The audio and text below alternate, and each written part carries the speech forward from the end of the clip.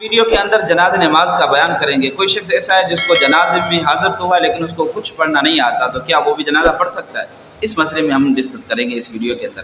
تو سب سے پہلے کہ جیسے امام صاحب نیت کرتا ہے اور بعد میں پیچھے سارے کھڑے ہو کر نیت کرتے ہیں پیچھے سے امام کی، اس میں بیچ میں ایک مسئلہ یہ بھی واضح کرتا چلوں کہ اکثر یہ ہوتا ہے کہ ہمارے ہاں جیسی نماز پڑھتے ہیں جنازہ نماز، تو پاؤں سے چپل نکال کر پھر اس کے اوپر کھڑے ہو جاتے ہیں۔ نہیں میرے بھائی، یہ پاؤں سے نکالنی ہے چپل اور زمین پر کھڑا ہونا۔ اصل میں یہ پاؤں سے چپل نکالنے کا یہ فلسفہ ہے کیا، اس کو تھوڑا سمجھنا چاہیے۔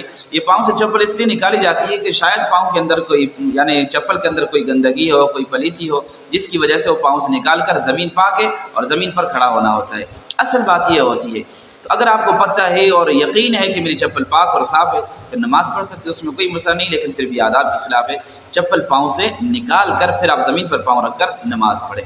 اور دوسرا یہ ہے کہ اگر امام صاحب 4 تکبیریں ہوتی ہے، سب سے پہلے ثنا پڑھی جاتی ہے، پھر جنازے والی ثنا، اس میں تھوڑا سا اضافہ ہے وجل ثناؤک کا، اور دوسرا درود شریف ہے، جنازے والا درود شریف ہے، اور تیسری تکبیر کے بعد وہ دعا ہوتی ہے بالغ بچے کی، اور بالغ مرد اور عورت دونوں کی ایک ہی ہے، نابالغ بچے کی الگ ہے اور نابالغ بچی کی الگ ہے۔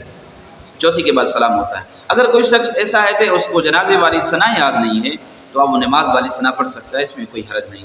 اور دوسری تکبیر کے بعد اس کو جنازے والا درود شریف یاد نہیں ہے تو درود ابراہیمی پڑھ سکتا ہے، کوئی مسئلہ نہیں۔ تیسری تکبیر کے بعد اس کو دعا یاد نہیں ہے، نابالغ کی یا بالغ کی کوئی بھی دعا یاد نہیں ہے، تو پھر وہ اللہم اغفر لی اللہم اغفر لی اللہم اغفر لی یہ کہے، پھر بھی نماز ہو جائے گی۔